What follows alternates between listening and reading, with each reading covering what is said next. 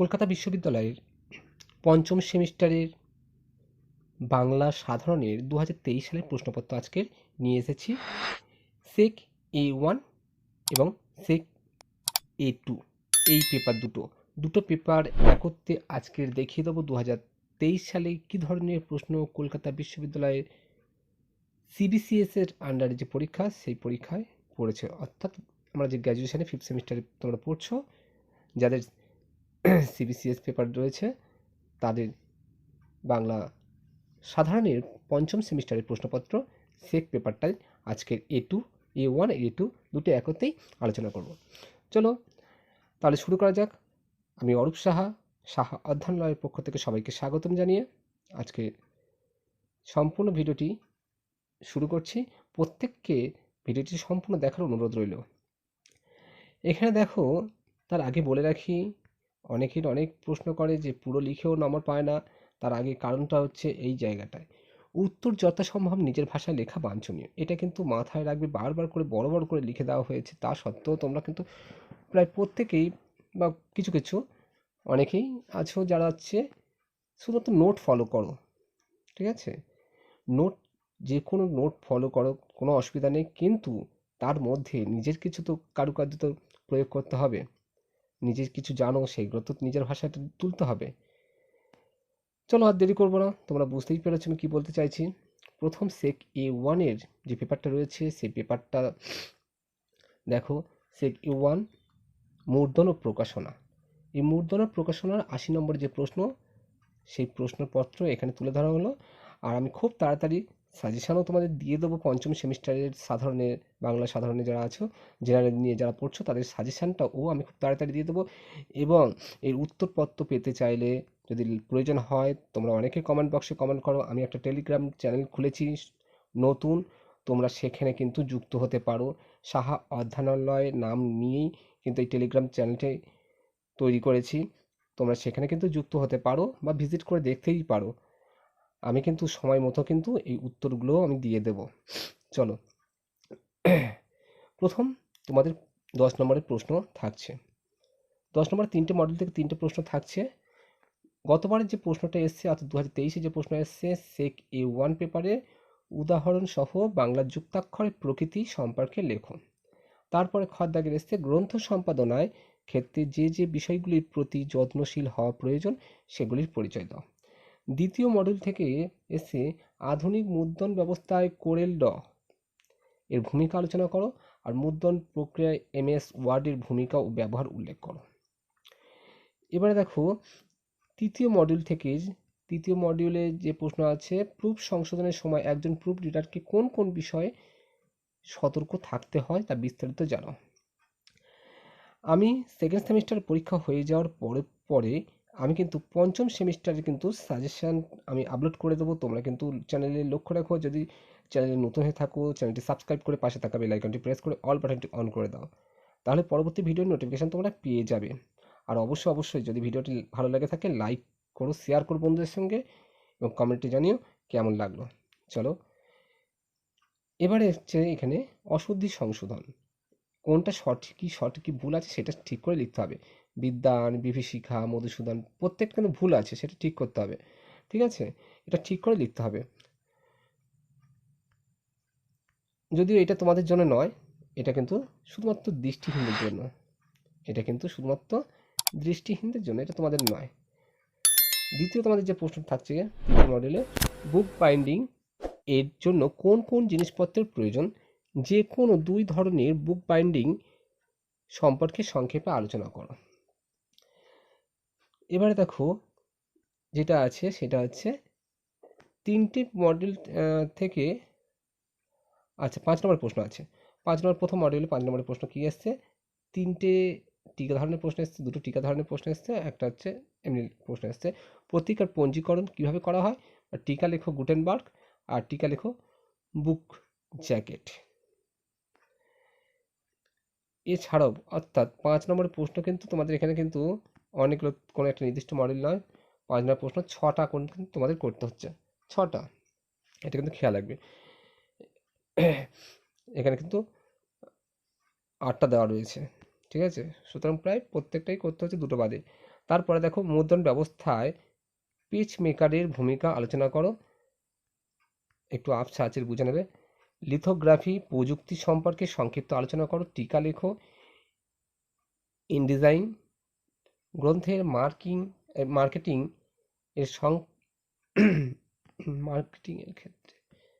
Marketing এর ক্ষেত্রে প্রকাশকের ভূমিকা উল্লেখ করো। আর তারপর টিকা লেখো, টাইটেল পেজ। এবারে দেখো তোমাদের সংক্ষিপ্ত প্রশ্ন আছে, 1 নম্বরের প্রশ্ন আছে এখানে 20টা, প্রচুর নম্বর ওঠে এখান থেকে, ঠিক আছে। ISBN কোন শব্দের সংক্ষিপ্ত রূপ? অসত্য শব্দটির বর্ণ বিশ্লেষণ করো। বাংলার যুক্তাক্ষর বর্গীয় জ ইয়, এটা কিন্তু মনে রাখবে, এটা কিন্তু বর্গীয় জের সঙ্গে হ্যাঁ ইয়, এই দুটো মিশ্রণ হচ্ছে এটা, ঠিক আছে, এটা হসন্ত দিতে হয়। আর একটা আছে যেটা আছে আমরা এরকম দিই, ঠিক আছে, এটা হচ্ছে উল্টে যাবে, ঠিক আছে, ইয়ই বর্গীয় জ, এগুলো কিন্তু মানে ভুল হবে না, ভয় না জানো, ঠিক আছে। এই যুক্তাক্ষরটি দিয়ে একটা শব্দ লেখো, যেমন একটা আমরা বলতে পারি হ্যাঁ জ্ঞান, ঠিক আছে। চলো আমি এর উত্তরগুলো পরে আমি দিয়ে দেবো তোমাদের, এমন সময় বিভিন্ন ভিডিও কিন্তু আপলোড করা রয়েছে। পঞ্চম সেমিস্টার টেলিগ্রাম চ্যানেলে চলে যাও, ডেসক্রিপশন বক্সে লিঙ্ক দেওয়া থাকবে, সেখান থেকেও দেখতে পারো। এমন শর্ট প্রশ্ন অনেক দেওয়া রয়েছে, সেই অনেক ভিডিও করা হয়েছে। তাছাড়াও আমি ফের পুনরায় আবার নতুন নতুন ভিডিও দেবো, এর উত্তরপত্রগুলোও আমি দিয়ে দেবো, যে প্রশ্নগুলো এসেছে তার উত্তরগুলোও আমি করে দিয়ে দেবো। তারপরে দেখো গ্রন্থের স্পাইনে কী কী মুদ্রিত থাকে? কন্ট্রোল কন্ট্রোল প্লাস সি এর কাজ কি? ছাপাখানার জগতে পঞ্চানন কর্মকারের অবদান কি? তারপরে দেখো ই বুকের সুবিধা কি? ডিটিপির পুরো শব্দটি কি? কত পৃষ্ঠাতে এক ফর্মা? ISSN এর পূর্ণ রূপ লেখো। গ্রন্থের কভার অংশের একটি প্রয়োজন উল্লেখ করো। হাইপারলিঙ্ক কি? প্রুফ সংশোধন ক্ষেত্রে ডি কখন ব্যবহার করা হয়? যখন কোনো কিছু ডিলিট করা হয় তখন ডি ব্যবহার করা হয়। যাই হোক, এটা কিন্তু দৃষ্টিহীনদের জন্য শুধু অশুদ্ধি সংশোধন নূপুর, একটা মাঝখানে দীর্ঘ আসছে। তারপরে দেখো পুস্তানি কি? বুলেট কি? কোন দেশ সর্বপ্রথম ছাপাখানার কাজ শুরু করে? তারপরে আছে বই পুনর্মুদ্রণ ও সংস্করণের পার্থক্য কি? বাইন্ডিংয়ের কাজে ব্যবহৃত আঠার সঙ্গে তুঁতে মেশানো হয় কেন? পাণ্ডুলিপি কি? আর পূর্ণিমা শব্দটির বর্ণ বিশ্লেষণ করো। এই ছিল প্রথম যে সেক A1 পেপারের প্রশ্নপত্র। এবার আমরা দেখব সেক A2 প্রশ্নপত্র। দেখো বন্ধুরা, সেক A2টা নিয়ে চলে এসেছে। এবারে সেক A1 আলোচনা করলাম, এবার আমরা সেক A2টা নিয়ে আলোচনা করব। 2023 সালের প্রশ্নপত্র এটি। দেখো ব্যবহারিক বাংলা 1, ঠিক আছে। এখানে কি ধরনের প্রশ্ন এসছে? প্রথমে একটা তোমাদের কিন্তু একটা দেওয়া থাকবে, একটা গল্প রচনা করবো, একটা গল্প সূত্র দেওয়া রয়েছে, সূত্রটা থেকে পড়তে হবে ভালো করে, পড়ে এটাকে কেন্দ্র করে একটা 300 শব্দের মধ্যে একটা কাহিনী তৈরি করতে হবে, একটা গল্প রচনা করতে হবে এইটার উপর ভিত্তি করে। সুতরাং এটাকে ভালো করে পড়ে একটা বড় করে একটা 300 শব্দের মধ্যে একটা গল্প রচনা করতে হবে, বা কাহিনী রচনা করতে হবে, বা কাহিনী নির্মাণ করতে হবে, সেটাই বলতে পারো। অথবা তুই একটা রয়েছে চিত্রনাট্য রচনা করতে হবে, কাহিনী অবলম্বনে একটা চিত্র। এখানে একটা কাহিনী দেওয়া রয়েছে, সেই কাহিনীটা ভালো করে পড়ে একটা চিত্রনাট্য রচনা করতে হবে। সুতরাং যেটা খুশি তোমরা করতে পারো, তবে আমি বলবো গল্পটা করা সবথেকে সহজ। এরপরে দেখো দুটো আছে দ্বিতীয় মডিউলে, কবিতা পাঠ, আবৃত্তি, এই দুইয়ের মধ্যে কোনো পার্থক্য আছে কি? বিস্তারিত আলোচনা করো। পরবর্তী প্রশ্ন এসেছে, এগুলো 2023-এ প্রশ্ন এসেছে, স্বরবৃত্ত রীতির ছন্দের বৈশিষ্ট্যগুলি উদাহরণসহ আলোচনা করো। এবারে দেখো এই যে প্রশ্নটা আছে, তৃতীয় মডেল, কোনো একটি সাহিত্যকর্মকে অবলম্বন করে নির্মিত হলেও চলচ্চিত্র শেষ পর্যন্ত একজন সৃজনশীল স্রষ্টার স্বাধীন নির্মাণ, আলোচনা করো। অথবা দুই একটা শ্রী বিভূতিভূষণ বন্দ্যোপাধ্যায়ের পথের পাঁচালী উপন্যাসের সঙ্গে সত্যজিৎ রায়ের পথের পাঁচালী চলচ্চিত্রটির একটি তুলনামূলক পর্যালোচনা করো। এই প্রশ্নটা কিন্তু খুব গুরুত্বপূর্ণ ছিল, চলে এসেছে, তোমাদের আর আসবে না যারা 2024 পরীক্ষা দেবে। এখানে দেখো, বাড়ি থেকে পালিয়ে সিনেমায় হরিদাস চরিত্রটির ভূমিকা আলোচনা করো। 5 নম্বর প্রশ্ন এগুলো সব। বাংলা ভাষায় শব্দের সঠিক উচ্চারণের ক্ষেত্রে কোথাকার উচ্চারণকে আদর্শ বা মানদণ্ড করা হয় এবং তা কতটা যুক্তিযুক্ত সে বিষয়ে আলোচনা করো। টিকা লেখো, পর্ব ও মাত্রা, যেটা দুটোই লিখতে হবে। টিকা লেখো, নাট্যরূপের মঞ্চ নির্দেশ। তারপরে সে ক্ষুধিত পাষাণ গল্পের অতিপ্রাকৃত রস তপন সিংহের চলচ্চিত্রায়নে বজায় আছে কিনা তা সংক্ষেপে আলোচনা করে বুঝিয়ে দাও। তারপরে এসছে পূর্ণদৈর্ঘ্যের চলচ্চিত্রের উপযোগী চিত্রনাট্য নির্মাণের জন্য চিত্রনাট্যকারের যে স্বাধীনতা থাকে তা টেলিভিশনের ধারাবাহিকের জন্য নির্মিত চিত্রনাট্যে থাকে না। মন্তব্যটির পক্ষে বা বিপক্ষে যুক্তিসহ আলোচনা করো। পথের পাঁচালীর অপু আর বাড়ির থেকে পালিয়ে কাঞ্চন চরিত্র দুটির মধ্যে স্বভাবগত মিল ও অমিলের দিকগুলি চিহ্নিত করো। মিশ্রবৃত্ত ছন্দের বৈশিষ্ট্য আলোচনা করো। এবার সংক্ষিপ্ত প্রশ্ন 20টা। অবশ্যই লাইক করো, শেয়ার করো বন্ধুদের সঙ্গে। প্রথম প্রশ্ন আছে, কোন ছন্দকে মধ্যম লয়ের ছন্দ বলা হয়? আবহ বলতে কি বোঝো? তারপরে আবৃত্তি চর্চার সঙ্গে জড়িত একজন প্রখ্যাত নাট্য ব্যক্তিত্বের নাম উল্লেখ করো।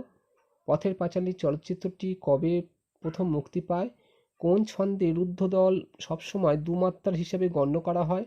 বাংলা ধ্বনির লিখিত রূপ এবং মান্য চলিত বাংলায় উচ্চারিত রূপের ভিন্নতার একটি উদাহরণ দাও। বাড়ি থেকে পালিয়ে সিনেমার সঙ্গীত পরিচালককে অঘোষ ধ্বনির দুটি উদাহরণ দাও। কলাবৃত্ত ছন্দের নাম মাত্রাবৃত্ত কে দিয়েছেন? আমার ছন্দের ভিডিও রয়েছে, তোমরা যদি প্রয়োজন মনে করো তো ছন্দের ভিডিওটা দেখতে পারো, সেখানে প্রচুর ছন্দ দেওয়া রয়েছে। ডেসক্রিপশন বক্সে লিঙ্ক দেওয়া থাকবে, সেখান থেকে তোমরা দেখতেই পারো, কিংবা প্লে লিস্ট চেক করো 5th সেমিস্টারে, সেখান থেকেও পেয়ে যেতে পারবে। সত্যজিৎ রায়ের গোয়েন্দা ফেলুদা চরিত্রে অভিনয় করেছেন এমন দুজন বাঙালি অভিনেতার নাম লেখো। ভারতীয় ছবিতে গানের শুরু কোন সিনেমায়? অপটিল যে কোন 3টি বাংলা চলচ্চিত্রকে একত্রে করা বলা হয়? দল ক প্রকার, কি কি? ক্ষুধিত পাষাণ চলচ্চিত্রে অভিনয় করেছেন এমন দুজনের নাম লেখো। যে কোনো একজন বাঙালি মহিলা আবৃত্তিকারের নাম লেখো। বাংলা অমৃতাকার ছন্দের প্রবর্তক কে? ঋত্বিক ঘটক রচিত চলচ্চিত্র বিষয়ক একটি গ্রন্থের নাম লেখো। সত্যজিৎ রায়ের কোন চলচ্চিত্রটি কান চলচ্চিত্র উৎসবে শ্রেষ্ঠত্বের শিরোপা লাভ করেছিল? চারুলতা চলচ্চিত্রটি রবীন্দ্রনাথ ঠাকুরের কোন কাহিনী অবলম্বনে রচিত হয়েছে? আবৃত্তি বিষয়ক যে কোনো একটি বাংলা গ্রন্থের নাম লেখো। আর অবশ্যই এই সমস্ত উত্তর পেতে কিন্তু টেলিগ্রামে যুক্ত হয়ে যাও প্রত্যেকে। সেখানে কিন্তু আমি কিন্তু সমস্ত নোট টোট দিয়ে দেওয়ার ব্যবস্থা করছি, তোমরা সেখান থেকে পেয়ে যাবে। উপরে স্ক্রল করে দেখতে পারো, অনেক পিডিএফ আকারে বিভিন্ন বইয়ের পিডিএফ সব কিন্তু দেওয়া হয়েছে। চলো, অবশ্যই লাইক করো, শেয়ার করো। ভালো থেকো সবাই এবং সঙ্গে থেকো।